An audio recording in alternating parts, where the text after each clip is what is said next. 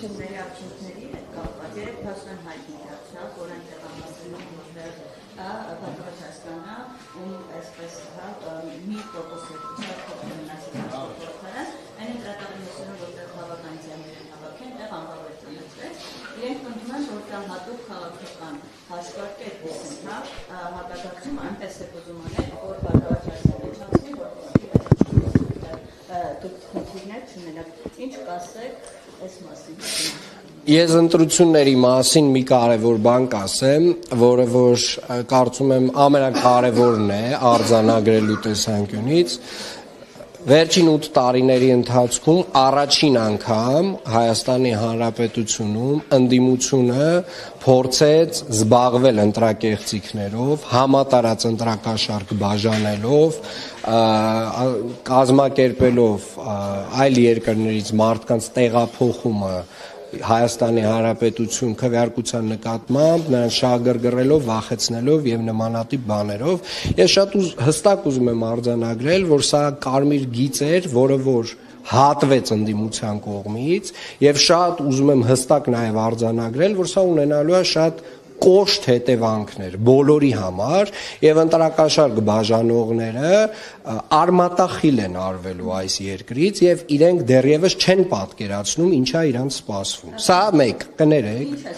օրենքի ուժով ամենակներեք ես կավարտեմ հեսա օրենքի ուժով ամենախիստ եւ ամենահնարավոր ամենախիստ պատիժն է իրանց սպասվում։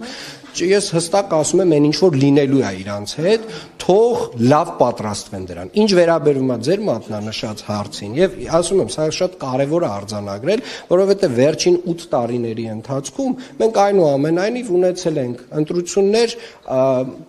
հարաբերականորեն ազատ, անկախ եւ ժողովրդավարական։ Վերջին ընտրությունները ու հələ մի հատ էլ որ ընդդիմությունն է խոսում ընտրակեղծիքներից կամ նմանատիպ բաներից բողոքում է, իրոք տենց մարդկանց դեմքներին ժպիտ առաջացնում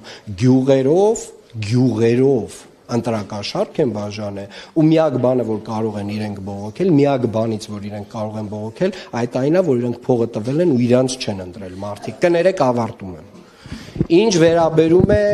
Ինչ վերաբերում է ձեր մատնանշած հարցին, ես միակ բանը որ գիտեմ, դա այն է, որ քաղաքացիական պայմանագիր կուսակցությունը ձեր ասած որոշման հետևանքով 1200-ից ավել ձայն է կորցնում, բայց անկեղծ եմ ասում, նույնիսկ այդ դետալները ինձ հետաքրքիր չեն, որովհետև մի կարմիր գիծ է հատվել, մի ռուբիկոն է հատվել ընդդիմության կողմից, որը որ այլ մոտեցման է բերելու իշխող, կառավարող ուժի կողմից քաղաքական այլ մոտեցման է բերելու եւ մենք այլ որակի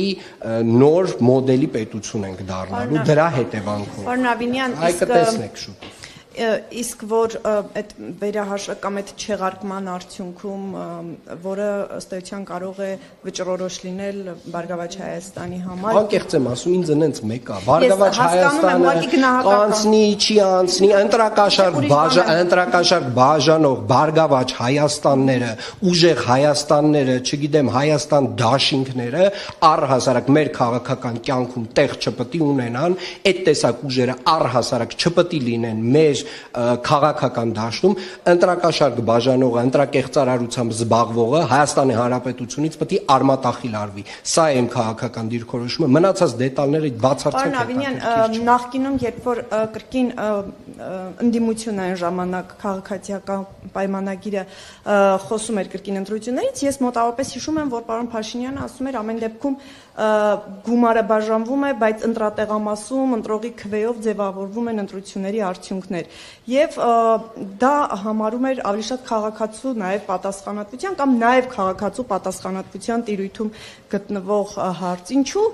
8 տարիների ընթացքում ձեզ չհաջողվեց կամ չեք համարում ձախողում, որ դուք չկարողացաք այդ հարցը լուծել, որ այսօր հիմա ընտրությունները այս ես ձեր գնահատականի հետ համաձայն չեմ, որովհետև եթե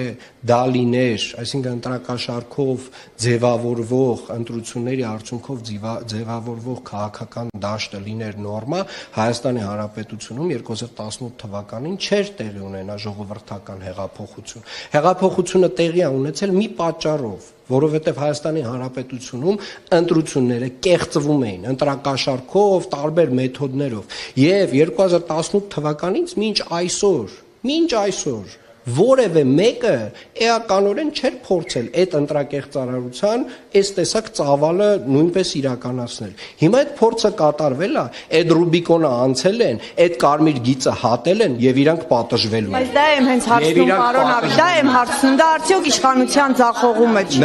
Նրանք առհասարակ շատ բան են ասում, Հայաստանի Հանրապետության քաղաքացիները շատ լավ գիտեն ինչա տեղի ունեցել, շատ լավ գիտեն, նաև գիտեն այն մարդիկ, ովքեր այդ փողը վերցրել եւ գնացել ընտրել են քաղաքացիական պայմանագիր կուսակցությանը։ Նիսայի տետրները գիտեն սոցիալապես անապահով